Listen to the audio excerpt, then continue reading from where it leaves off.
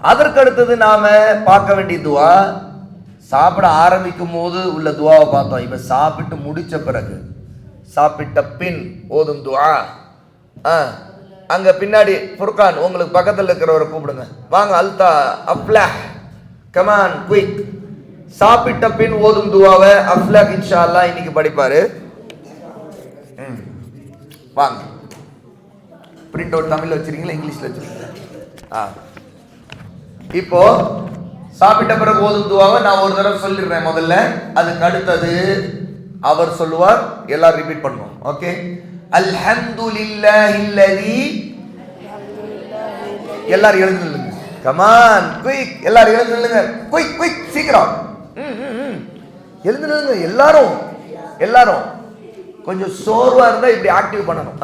எழுந்து நில்லுங்க, எழுந்து நில்லுங்க. எல்லாரும் எழுந்து நிக்கணும். இப்போ எல்லாரும் எழுந்து நின்று தான் சொல்ல போறோம். போங்க, அங்க போங்க. எழுந்து நில்லுங்க, எழுந்து நில்லுங்க. யார் இன்னும் எழாதவங்க? அதான் ஆக்டிவா இல்லாட்டி எழுந்து நிக்க சொல்லிடுவேன் நான். ஓகே? பர்தீன் கமான், அப்துல்லா, வேற யார் இன்னும் எழாதவங்க? இப்ராஹிம். ஓகே. இப்ப எல்லாரும் சேர்ந்து சொல்ல போறீங்க. இப்ப நின்று இருக்கனால தெரியும் நல்லா. அல்ஹம்துலில்லாஹில்லதி அத்அமனி ஹாதா அத்அம வரஸகனிஹி மின் கைரி ஹவுலின் மின்னி வலா குவ்வா. இப்போ நம்ம அப்லக் சொல்லுவார். நல்லா இது பக்கத்துல வச்சிருங்க. சொல்லுங்க. அல்ஹம்துலில்லாஹ், அல்ஹம்துலில்லாஹில்லதி அத்அமனி அதத்தஆம வரஸகனிஹி மின் கைரி ஹவுலின் மின்னி வலா குவ்வா. வெரி குட், மாஷா அல்லாஹ். அப்லக் அழகா சரியாக சொன்னாரு. இப்ப கவனிங்க, நீங்க வேற வேற துவா கூட தெரிஞ்சு வச்சிருப்பீங்க, சரியா? ஆனா இது ரொம்ப சஹீஹ், அதாவது ரொம்ப ஆதாரபூர்வமா இருந்திருக்கும். இந்த துவா ஓதுறது ரொம்ப நல்லது இன்ஷா அல்லாஹ். இப்ப கவனிச்சீங்கன்னா இந்த துவால கூட அத்அமனி ஹாதா அத்அம, அந்த அத்அமங்கிற வார்த்தை இல்லாம சொன்னாலும் தப்பு இல்லை. ஏன்னா ஹாதான்னு சொன்னாலேயே நாம் சாப்பிட்ட முடிச்ச பிறகு என்ன சாப்பிட்டோமோ அதை தான் குறிக்கும். ஹாதானா இதுன்னு அர்த்தம். தமிழ்ல என்ன அர்த்தம்? ஹாதானா இதுன்னு அர்த்தம். அப்போ ஹாதானா அந்த சாப்பாடை தான் குறிக்கும். அதனால ஹாதத்வாம் சொல்லாவிட்டாலும் அதுதான் கரெக்ட் தான், சரியா? ஹாதான்னு சொல்லலாம், தப்பில்லை. அப்ப பாருங்க, இப்போ எல்லாரும் திரும்ப 3 தடவை ரிப்பீட் பண்ண போறோம். அல்ஹம்துலில்லாஹில்லதி அத்அமனி ஹாதா அத்அம வரஸகனிஹி மின் கைரி ஹவுலின் மின்னி வலா குவ்வா. அல்ஹம்துலில்லாஹில்லதி அத்அமனி ஹாதா வரஸகனிஹி மின் கைரி ஹவுலின் மின்னி வலா குவ்வா. கடைசியா ஒரு தடவை அல்ஹம்துலில்லாஹில்லதி அத்அமனி ஹாதா அத்அம வரஸகனிஹி மின் கைரி ஹவுலின் மின்னி வலா குவ்வா. உட்காருங்க.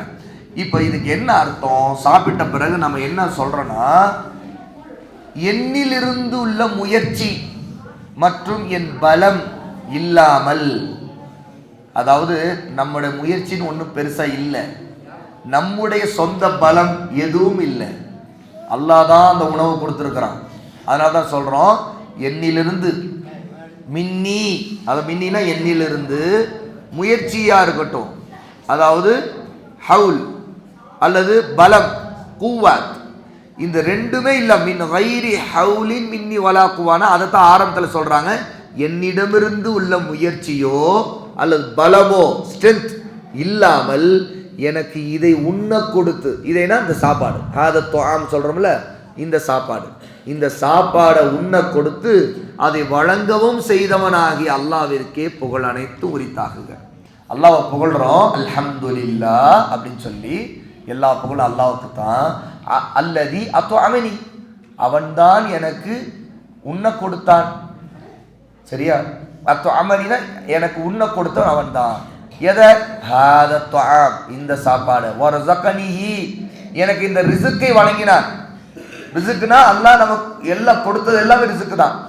இதை கொடுத்தவனாகி அவன், மின் கைரி ஹவுலி மின்னி, என்னுடைய எந்த முயற்சியும் இல்லாமலேயே, வலா குவா, என்னுடைய ஸ்ட்ரென்த் பலம் எதுவுமே இல்லாமலே அல்லாஹ் எனக்கு கொடுத்துருக்கிறான். அல்ஹம்துலில்லாஹ். அப்போ நம்ம நினைச்சு பார்க்கணும், நம்ம சாப்பிட்றோம், சாப்பிட்டு முடிச்சோமே, இந்த சாப்பாடு நாம படைக்கலை, நம்ம சொந்த முயற்சியில படைக்கலை, அல்லாஹ் கொடுத்தது.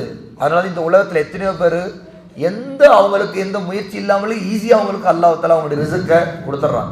அல்லாஹ் அதை நிர்ணயிக்கிறான், இவங்களுக்கு இந்த ரிஸ்க்குன்னு அல்லாஹ் நிர்ணயிச்சுட்டான், ஃபிக்ஸ் பண்ணியிருக்கிறான். அது எப்படியோ நமக்கு கிடைச்சிருது. எவ்வளோ அல்லாஹ் ஃபிக்ஸ் பண்ணியிருக்கானோ அது நிச்சயமாக நம்முடைய விதியில, நம்முடைய தக்தீரில் இருக்கும், கிடைச்சிடும். ஆகவே அல்லாஹ்வுக்கு நம்ம நன்றி செலுத்தணும்னு சாப்பிட்டுட்டோம், அல்லாஹ் மறந்துட்டு போகிறது எவ்வளோ பெரிய தப்பு. அது ஒருத்தர் நன்றி உள்ளவங்க இல்லை.